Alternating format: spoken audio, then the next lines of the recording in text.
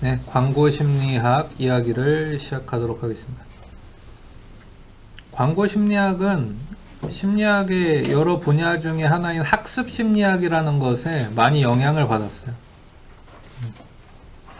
그래서 뭐 보통 소비자 광고 심리학 이렇게 합쳐서 부르긴 하는데, 그러니까 합쳐서 부르는 경우도 있고, 우리나라 한국심리학회 안에도 소비자 광고 심리학회가 있는 거거든. 한국 소비자 광고 심리학회. 근데 이제 엄밀히 따지면은 소비자 심리학과 광고 심리학은 그 뿌리가 완전히 똑같지는 않아요. 소비자 심리학의 뿌리는 경제학에 대한 의문을 제기하는 게 뿌리라면은, 광고 심리학의 뿌리는 아주 고전적인 심리학인 학습 심리학의 바탕을 두고 있죠. 학습 심리학이 그러면 뭐냐? 여러분 많이 들어본 거예요. 파블로프의 개, 이런 게 학습 심리학이거든. 원래 이제 파블로프는 심리학자는 아니었습니다. 소화생리학자였어. 그리고 소화생리학으로 이미 노벨상을 받았던 사람이죠. 그래서 이제 주로 강아지들을 대상으로 이 침의 작용, 침이 어떤 작용을 하느냐, 그런 거를 이제 연구를 했던 사람이에요. 그래서 이 사람이 기존에 밝혀낸 것들이 뭐 이미 다양하게 많이 있죠. 뭐 딱딱한 먹이를 주면은 침의 분비량이 늘어난다든지, 이렇게 모래같이 먹을 수 없는 것이 입에 들어갔을 때는 그만큼 이제 침이 많이 분비돼서 그런 모래 같은 것들을 잘 걸러낼 수 있게 도와준다든지. 그러니까 여러분, 먹을 수 없는 거는 우리가 삼키지 않아. 왜? 침의 작용 때문에. 머리카락 같은 것도 침의 작용으로 잘 걸러져서 뱉을 수 있어요. 또 가시 같은 것도 웬만큼 부주의하지 않는 이상 잘 이렇게 살살살살 씹고 그러면은 침이 잘 나와가지고 가시도 늘 다 잘 걸러지죠. 생선 가시 같은 것도. 그런 거를 잘 발견했던 거예요. 파블로프가. 그래서 노벨 생리의학상을 그 공로로 이미 받았었죠. 이런 발견의 공로로. 근데 어느 날 파블로프가 연구실, 실험실로 가다가 아주 재밌는 현상을 이제 관찰하게 됩니다. 그러면서 이 사람이 심리학자로 이제 바뀌게 되는데, 소아생리학에서 심리학으로 전환을 하게 되는데, 어떤 재밌는 현상을 발견하느냐? 원래 이제 이 강아지들의 침을 막 분비시키기 위해서, 뭐 요즘으로만 하면 연구 윤리적으로 문제가 있어서 이런 실험을 하기는 어려워요. 근데 그 당시에는 이제 그런 게 잘 없던 시절이니까, 이제 강아지 옆에 이렇게 침샘 있는데 구멍을 뚫어 가지고 이렇게 침을 받아내는 거거든, 사실. 근데 그 침을 많이 나오게 하려면은 먹을 걸 줘야 되는 거죠. 그래서 강아지 앞에 먹을 걸 이렇게 들고 갔을 때 침이 막 나오는 거예요. 그렇게들 했던 거거든. 그래서 원래는 강아지 앞에 이제 먹을 것을 정확하게 놔줬을 때 침이 나오고, 맛있는 강아지 사료를 딱 놔줬을 때 침이 나오고, 그런 거란 말이에요. 일종의 이게 반사작용이죠. 먹을 게 정확하게 있으니까 나와. 먹을 게 정확하게 있으니까 침이 나와. 이런 거를 그 무조건적인 반사작용이라고 합니다. 근데 어느 날 신기한 걸 발견한 건 뭐냐? 원래 먹을 게 눈앞에 정확하게 나와야 침을 막 분비시키던 개들이, 아니 파블로프가 먹을 걸 정확하게 앞에 놔주기도 전에 이미 침을 막 흘리고 있는 거야. 그 다음날도 또 그러는 거야. 그 다음날도 또 그래.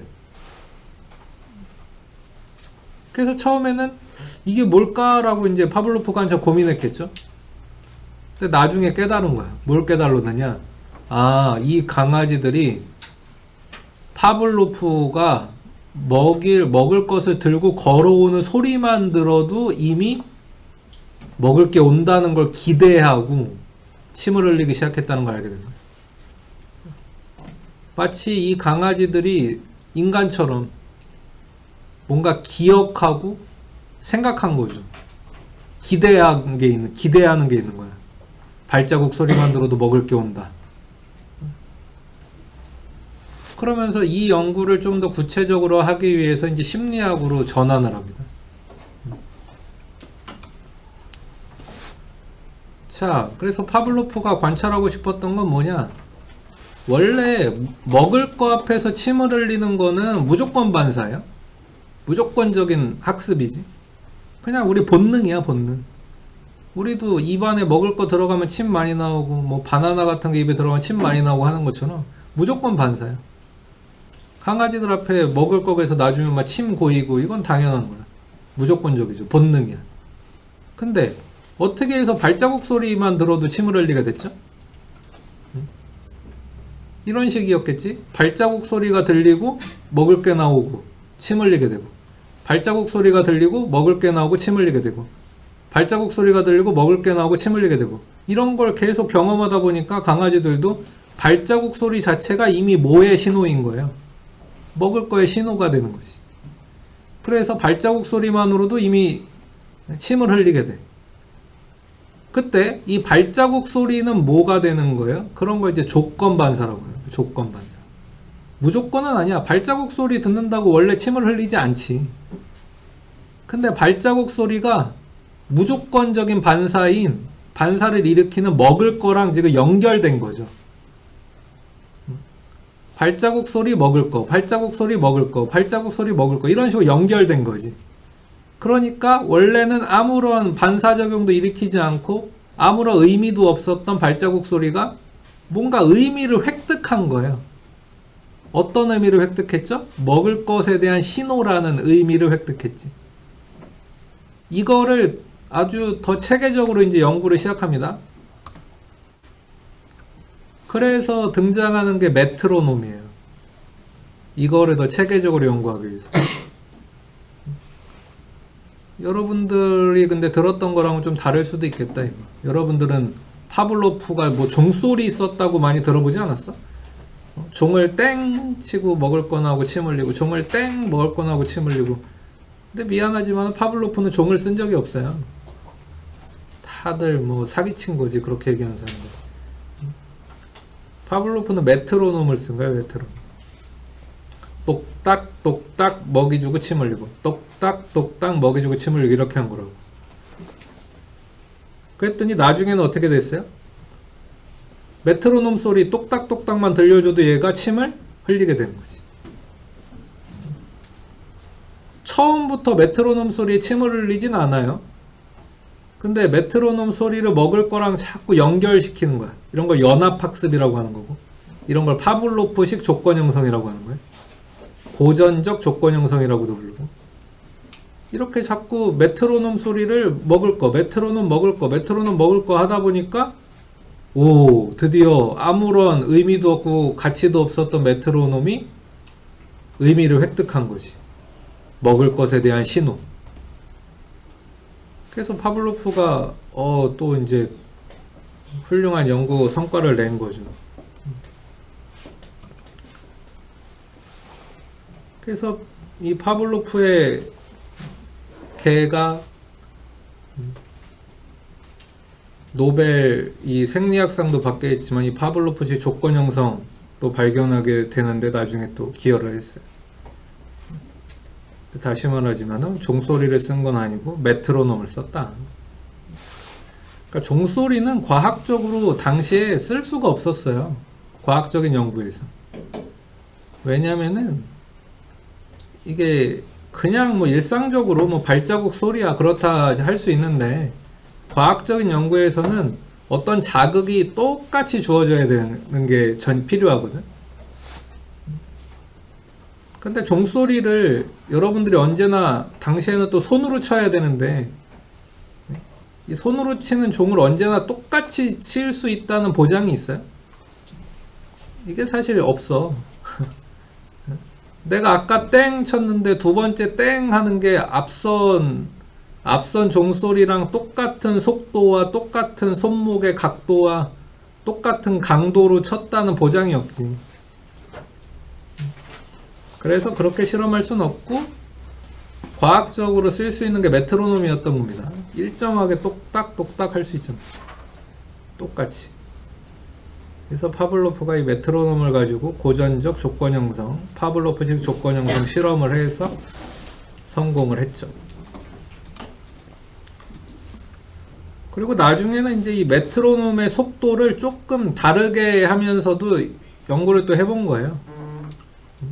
일단은 일정하게 실험을 해본 다음에 뭐 메트로놈을 원래 100으로 맞춰놨었다면 이제 뭐 101, 102, 103 이런 식으로 좀 다르게 해본 거죠. 그랬을 때 어느 정도까지를 강아지가 계속 침을 흘리나, 그러니까 처음에 들었던 100이라는 소리와 어느 정도로 달라질 때까지 침을 흘리나, 뭐 이런 걸 이제 본 거죠. 그랬더니 막 엄청 많이 뭐 115, 뭐 120 이런 식으로 달라지기 전까지는 이제 침을 흘린다는 걸 확인했어요. 그러니까 이거는 뭐예요? 그러니까 그래서 발자국 소리를 듣고 침을 흘릴 수 있는 거야. 파블로프가 맨날 똑같은 그 속도로 또는 똑같은 강도로 걸어왔겠어요? 조금씩 달랐을 수 있겠죠.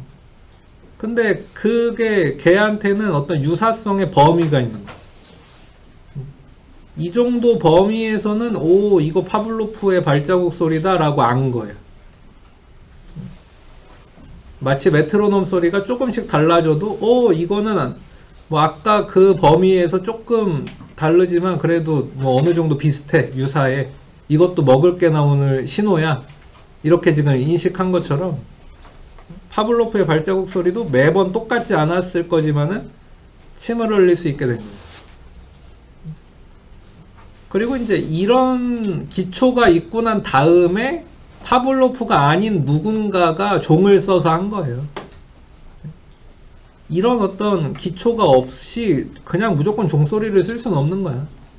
이런 기초가 있고 나서 아, 조금 달라도 강아지가 침을 흘리는구나.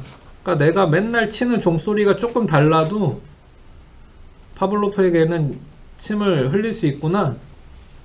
먹을 거랑 이게 연결되는 게 중요하구나. 그걸 이제 알고 나서 누군가가 이제 종을 쓴 거지. 하지만 파블로프는 쓴 적이 없어요. 다 메트로놈으로 실험한 거예요. 그리고 이렇게 유사성의 어떤 범위 안에서도 조건 반응. 그러니까 무조건적인 자극인 먹을 것 같은 거랑 연결된 어떤 것이겠죠. 근데 그게 이제 어떤 유사한 범위 안에서는 똑같이 다 그런 조건 반응이 나타나는 것을 자극의 일반화라고 부릅니다. 자극의 일반화. 그래서 이것들은 이제 뭐 반려동물 같은 거 훈련시킬 때도 많이 쓰죠. 그래서 클리커 같은 거 있잖아요. 클리커.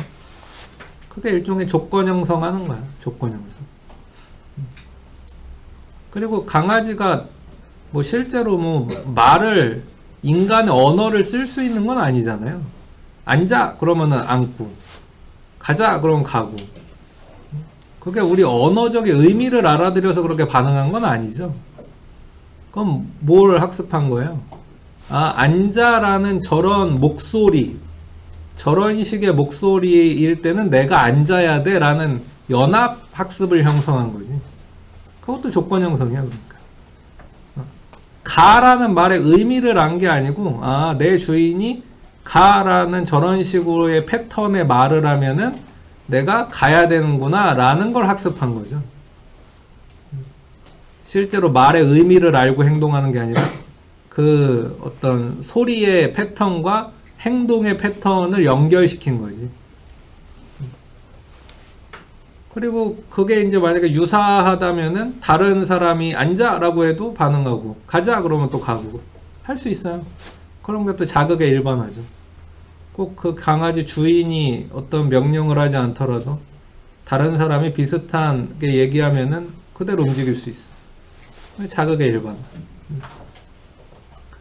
그래서 목줄 같은 것도 처음에 훈련시키기가 좀 어려운 강아지들이 있는데, 이제 하나의 목줄이 잘 훈련이 되면은 다른 목줄도 좋아하게 될 수 있습니다.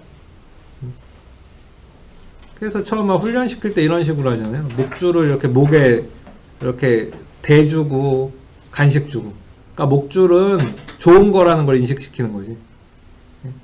그러니까 목줄을 살짝 거는 척하고 아니면 머리에만 살짝 이렇게 대고 간식 주고.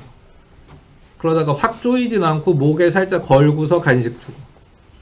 그 다음에 조금 조이고 간식 주고. 그러면 이제 목줄은 좋은 거 이렇게 인식되는 거거든.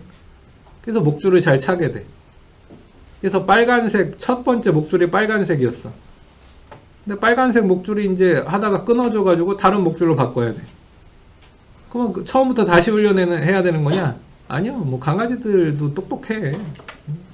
아, 저런 식의 것들은 목줄이구나. 알죠?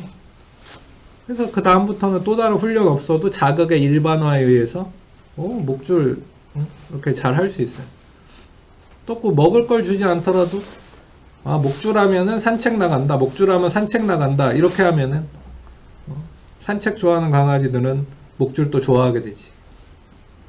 이런 것도 자극의 일반화예요. 또 통조림 캔 이거 좋아하는 강아지는 고양이 같은 경우는 또 다른 통조림 캔도 되게 좋아할 수 있죠.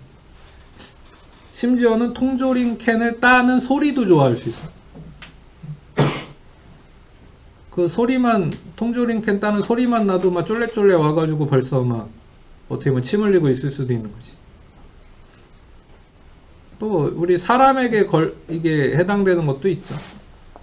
치과에서 흰 가운 입은 사람을 우리가 무서워해. 근데 잘 생각해보면 흰 가운 입은 사람이 이렇게 막 긴 주사바늘 들고 자꾸 오니까 무서운 거거든.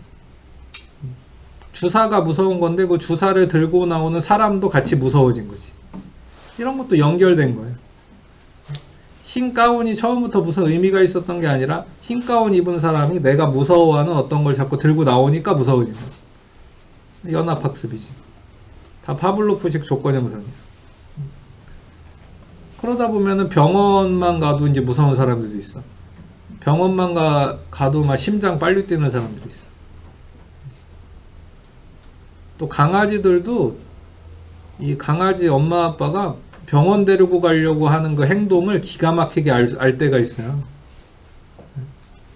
이게 그냥 산책 데리러 나가는 건지 병원 데리고 나가는 건지를 이렇게 뭔가 행동 패턴이 다르다는 걸 아는 거지. 연합학습. 뭔가 미묘한 차이를 학습한 거죠. 그래서 막 차에 안 타려고 하고.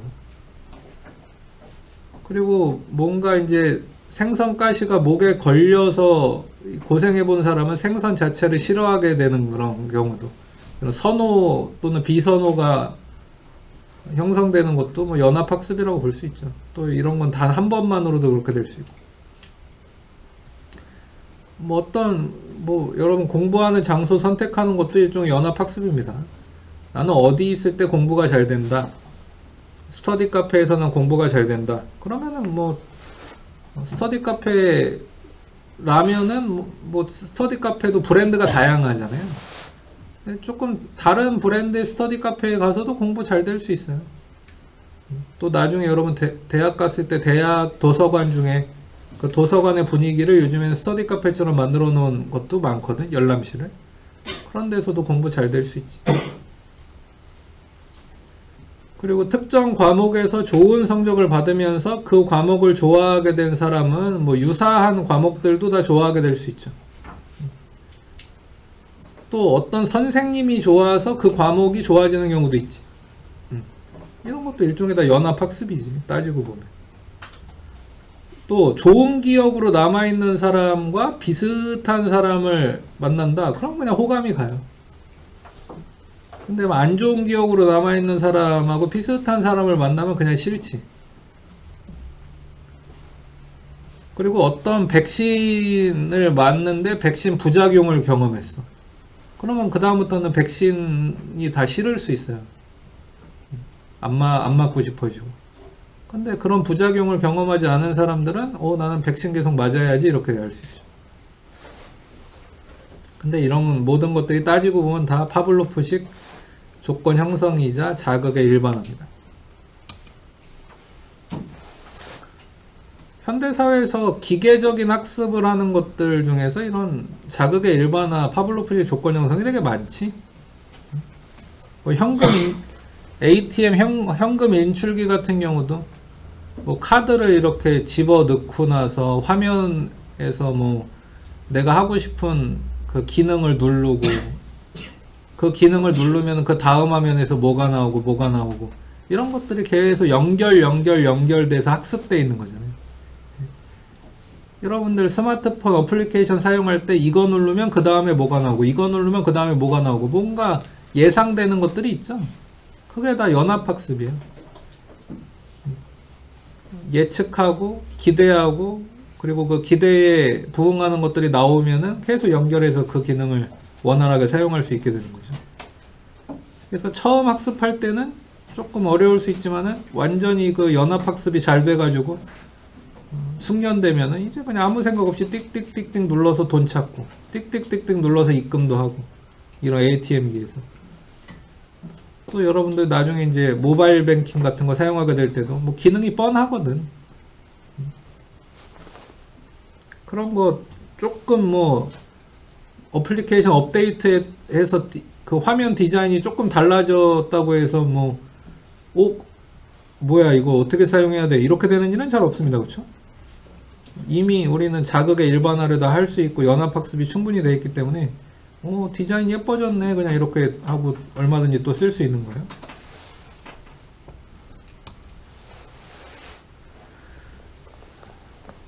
그리고 그래서 우리는 한 가지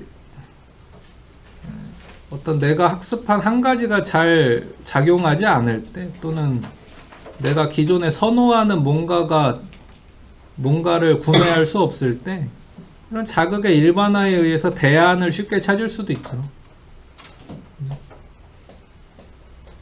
예를 들면 아침마다 늘 커피를 먹는데 이제 커피를 좀 먹으면서 좀 나이도 들고 하다 보면은 커피 먹으면은 막 심장이 좀 빨리 뛰고 잠도 안 오고 화장실도 자주 가게 되는 것 같고 그런 부작용을 경험할 수 있거든. 카페인의 부작용. 여러분은 아직 뭐 젊어서 그런 게 없을 수 있는데 나이 들면 그럴 수도 있어요. 그러면은 대안을 찾게 되지. 근데 요즘에 이제 대안을 좀 쉽게 찾을 수 있잖아요. 디카페인 같은 걸로. 그러니까 디카페인이라고 해서 또 카페인이 완전히 제로는 아니죠. 아주 조금 들어 있습니다. 근데 뭐 동일하게 커피의 효과를 누릴 수 있지. 카페인은 아주 적게 먹으면서 일종의 각성 효과도 없고 부작용은 없앨 수 있고 뭐 이렇게. 예를 들면 또 쫄면 같은 게 먹고 싶은데 쫄면 지금 먹을 데가 없어. 그럼 뭐 비빔면 먹는 거죠. 뭐 이런 식으로. 그래서 현대 사회에서는 이런 자극의 일반화를 활용해서 대안을 찾는 게 되게 쉬운 사회가 됐죠.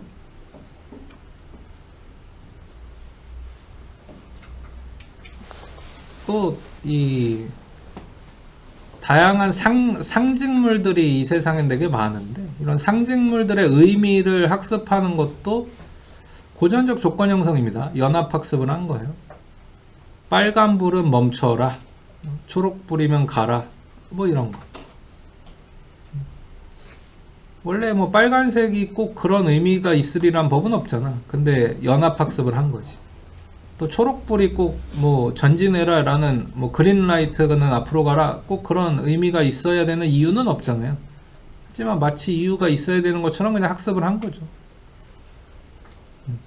또 아날로그 시계의 긴 바늘과 짧은 바늘의 의미, 이건 시간이고 이거는 뭐 분이다 뭐 이런 거. 또 이 공공장소에서 남자 화장실, 여자 화장실을 상징하는 그런 그림. 이렇게 그려져 있으면 이건 남자 화장실, 이렇게 그려져 있으면 여자 화장실. 그렇게 이제 알 수 있죠. 또 여러분들이 야구 경기 같은 거 보면 포수가 사인을 낸단 말이에요. 근데 요즘에는 그 사인을 상대편 선수들이 못 보게 이제 막 기계로 내더라고. 그 막 이어폰 같은 거 끼고서 이제 그 기계로 사인을 내기도 하는데 그것도 뭐 결국엔 상징을 학습하는 거지. 다음에 SNS 사용하는 사람들 이모티콘 많이 쓸 텐데, 이모티콘을 보는 순간 우리는 그게 대충 어떤 의미라는 걸 알고 쓰잖아요. 이런 표정은 어떤 의미일 거다, 이렇게.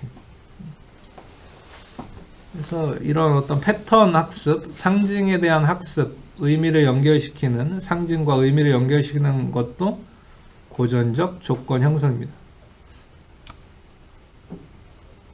그리고 이제 이런 것들이 광고와 마케팅에 응용되는 거죠. 그래서 광고 심리학은 이런 학습 심리학의 응용 분야인 거예요. 응용 분야. 고전적 조건 형성의 응용 분야죠. 대표적인 게 이제 던킨 도넛 같은 거예요. 여러분, 던킨 도너츠는 원래는 도넛만 팔았었어요. 도넛만 판 거지. 근데 얘네가 2001년부터, 여러분 뭐 태어나기도 전이긴 하다. 근데 2001년 정도부터 이 브랜드 로고에 커피 로고를 슬쩍 넣어요. 그러면서 2011년부터 커피와 도넛을 같이 팔기 시작하죠. 요즘은 여러분들 던킨 도넛 이런 데 가면은 뭐 당연히 커피 팔고 음료 팔고 이렇게 하지만 원래는 도넛만 팔았다고. 그게 마케팅으로 점점 브랜드를 약간 확장해 나간 거야. 상품 목록을 확장해 나간 거죠. 근데 그 과정에서 얘네들이 갑자기 확장할 수는 없는 거야. 소비자들에게 연합학습을 할 시간을 준 거지. 그러면서 광고를 하는데 그 광고를 어떻게 하냐면은 커피 러브즈 도넛, 계속 뭐 이런 식으로 광고를 해. 커피와 도넛이 사랑에 빠졌다, 뭐 이런 식으로. 그래서 뭐 커피 앤 도넛, 뭐 도넛 앤 커피, 계속 연합학습을 시킨 거죠. 그리고 아까 말한 대로 던킨 도넛 브랜드의 커피 로고 집어넣고, 그리고 이런 학습이 계속 이루어지니까 지금은 이제 사람들이 의뢰 그냥 뭐 던킨 도넛에서는 커피 팔고, 또 심지어 뭐 달달한 거 먹을 때는 커피가 어울리고 뭐 그렇게 생각하게 됐죠. 도넛 같은 달달한 거 먹을 때는 커피 같이 약간 씁쓸한 거 좀 먹어주는 게 뭐 좋은 거고. 근데 생각해 보세요. 도넛 같은 달달한 거 먹을 때 꼭 커피를 먹어야 되는 것인가? 그런 이유는 없거든, 따지고 보면. 근데 연합학습이 된 거야. 우린 그걸 당연하게 여기고 있으니까. 그럴 이유는 없어. 옛날에 뭐 커피 앤 도넛 이렇게 광고하기 전에는 도넛 뭐 나도 우유랑 먹었는데, 뭐 도넛 우유랑 먹으면 안 되나? 내가 뭐 여기 남학생들 나중에 군대 문제를 어떻게, 군대 문제가 뭐 모병제가 될지 어떻게 될지 잘 모르겠네. 하여튼 저는 2년 6개월 갔다 온 사람이거든요. 근데 요즘에는 군대에서도 햄버거 나오는 날 콜라가 나와요. 근데 제가 군대에 있을 때는 햄버거랑 우유 나왔거든. 근데 그 사회에서 뭐 롯데리아나 맥도날드, 버거킹에서 햄버거 세트 시키면 콜라랑 먹었었는데 우유랑 먹으니까 처음에 영 이상한 거야. 근데 2년 6개월 그렇게 연합학습을 하고 나니까 뭐 햄버거 우유랑도 먹을 수 있더라고. 그런데 다시 이제 사회생활 하면서 햄버거랑 세트 메뉴로 콜라를 파니까는 또 그게 당연하게 또 금방 재학습이 됐고. 여러분, 그러니까 햄버거 같은 것도 뭐 느끼한 거 먹으니까 무조건 콜라, 꼭 그럴 이유가 없는 거죠. 근데 그냥 세트 메뉴로 그렇게 끼워 팔기를 계속 하니까 햄버거 먹을 땐 콜라 이렇게 그냥 된 것 뿐이지. 익숙해진 거지. 연합학습이 된 거죠. 그런 게 광고에 사용되는 거예요. 마케팅. 그래서 뭐 케이크 같은 거 먹을 때도 요즘에 그냥 커피, 단 거 먹으면 커피, 뭐 맛있는 과자 먹으면 커피, 또 점심 먹고 나면 커피, 아침에는 커피, 이렇게 시간으로 커피를 연결시키는 사람들도 있지. 뭐 먹고 나면 커피, 뭐 이런 식으로. 거의 뭐 카페인 중독이죠, 이제. 근데 결국에는 이제 우리나라가 그래서 커피 왕국이 됐는데, 이런 고전적 조건 형성 때문이에요. 아주 자극의 일반화가 아주 극단적으로 된 거지. 먹고 난 다음에 커피, 뭐 그냥 또 아침에는 아침이니까 커피, 뭐 이런 식으로 수도 없이 많은 자극의 일반화와 고전주 조건 형성이 이 우리나라를 커피 왕국으로 만들었죠. 근데 따지고 보면 다 학습 심리학이고 파블로프의 개다. 우리가 파블로프의 개랑 크게 다르지 않은 거지, 이런 걸 보면. 광고에 이용당하고 있잖아. 여러분, 영화 볼 때 꼭 팝콘 먹으면서 영화 봐야 됩니까? 그럴 이유는 없지. 하지만 안 먹으면 이상하죠. 축구 경기 보면서는 치킨 시켜야 되는 거예요? 글쎄, 꼭 그럴 이유는 없지만 그렇게 언제부턴가 그렇게 됐지. 또는 뭐 스포츠 경기 볼 때는 뭐 치킨 시켜야 되는 것처럼 됐지. 뭐 치맥. 이사하는 날은 꼭 짜장면에 탕수육 먹어야 됩니까? 꼭 그런 건 아닌데 그냥 그렇게 됐지. 연합학습이지 뭐 이런 것도. 끼워 팔기, 뭐 세트 메뉴, 묶음 메뉴 같은 거.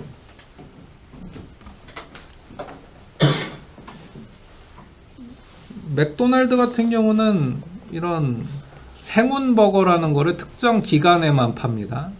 1월달, 2월달에만 한정적으로 팔죠. 이제 내년 1, 2월 되면 또 팔 거예요. 근데 이게 이렇게 연합이 되니까 사람들 중에서 이거 기다리는 사람도 있거든. 맥도날드에서 이거 파는 1, 2월 기다리는 사람도 있어. 그 중에 하나가 나야. 나도 1, 2월 되면 이거 꼭 한 번은 먹거든. 그러니까 이렇게 기간하고 특정 상품, 한정 상품을 연합시킨 거죠. 근데 이게 만약에 뭐 3월에도 팔고 그냥 계속 판다, 그러면 그 의미가 퇴색되는 거야. 1, 2월에만 딱 팔고 진짜 딱 끊어버리니까 이게 성공하는 거야, 이 마케팅. 또 이때만 약간 감자가 회오리 감자처럼 뭔가 좀 특이한 감자 튀김을 주거든. 나는 이제 햄버거보다도 그게 맛있어서 먹는데, 일단 기다리는 거죠. 또 이걸 막 행운하고 행운 버거라고 하니까 그냥 한번 먹어보고 싶은 거지.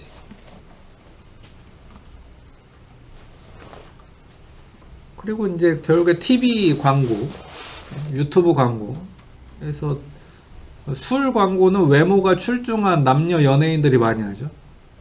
술을 좋은 이미지하고 연결시키는 거예요, 결국에. 연합학습 시키는 거죠. 또 학습지 광고는 누가 합니까? 유재석 같은 사람이 해야 되는 거지. 신뢰를 주고 공부를 좀 잘할 것 같거나 똑똑해 보이는 사람. 그래서 엘리하이 광고는 유재석이 해야 되는 거예요. 그 다음에 은행, 보험 뭐 이런 광고는 신뢰를 주는 또 연예인이 또 해야죠. 그래서 요즘에는 뭐 오은영 박사님도 나오시더라고. 오은영 박사님도 어떤 보험, KB 손해보험 광고 하시고, 이런 보험 쪽으로 가장 많이 하는 사람들 중에 하나가 또 최수종 씨, 뭐 이런 사람들. 뭔가 신뢰를 주는 얼굴 뭐 그런 거죠.